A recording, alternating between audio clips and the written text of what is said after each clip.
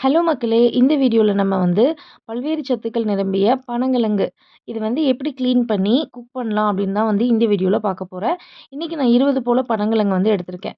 So இது clean பண்ணுறது ரொம்ப ரொம்ப ஈஸி தான். இந்த மாரி கத்திய வச்சு லைட்டா ஒரு ஸ்லிட் மாரி போட்டீங்க அப்படின்னா, கை வச்சு இப்படி பிரிச்சு எடுக்கும்போது, இந்த பனங்கிழங்கோட தோல் வந்து அப்படியே வந்து கழண்டு வந்துரும். இதுக்கப்புறம் பார்த்தீங்கன்னா, அந்த பனங்கிழங்கு மேல ஒரு ஒயிட் கலர்ல ஒரு ஸ்கின் மாரி இருக்கும். அத கையால தேய்ச்சு விட்டாலே போயிரும். அப்புறம் மேல இருக்கிற இந்த பகுதிய வந்து கத்தியால வந்து கட் பண்ணி எடுத்துருங்க. ஸோ நீங்க பஸ் ஸ்டாப்லலாம் பார்த்துருந்தீங்கன்னா, இந்த தோலோடயே அவிச்சு வந்து விப்பாங்க. ஸோ அந்த மாரி நம்ம வந்து பாயில் பண்ணி எடுத்தோம் அப்டின்னா, சத்துக்கள்லாம் வந்து ஐ மீன் ஃப்ளேவர்லாம் வந்து இறங்காது. ஸோ வந்து கம்ப்ளீட்டா அந்த தோல ஃபுல்லுமே நம்ம வந்து எல்லா கிழங்குக்கும் வந்து ரிமூவ் பண்ணிடணும். ரிமூவ் பண்ணிட்டு இத டேப் வாட்டர்ல நல்லா வந்து அலசிருங்க. ஏன்னா, அங்கங்க வந்து மண் ஒட்டியிருக்கும். ஸோ அத வந்து கம்ப்ளீட்டா வந்து அலசிருங்க. நான் இன்னைக்கு இதே மாதிரி வந்து எல்லா கிழங்கையுமே வந்து கிளீன் பண்ணி எடுத்துக்கிட்டேன். ஸோ இன்னைக்கு நம்ம வந்து குக்கர்ல தான் வந்து செய்ய போறோம். ஆனா குக்கர்ல வந்து இது ஃபுல்லா வந்து மூழ்காது.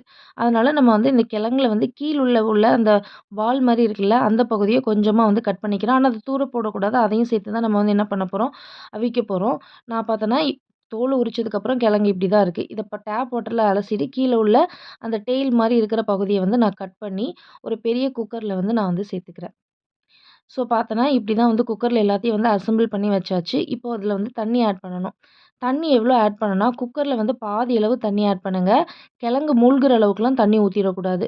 கொஞ்சம் பாதி வந்து ஊத்துனா போதும். இப்போ இதில மேலும் இத வந்து ஃப்ளேவரா ஆக்குறதுக்கு கல்லுப்பு, மஞ்சத்தூளு, வத்தத்தூள் வந்து நான் ஆட் பண்ணியிருக்கேன். வத்தத்தூள் உங்களுக்கு வேண்டான்னா ஸ்கிப் பண்ணிடுங்க.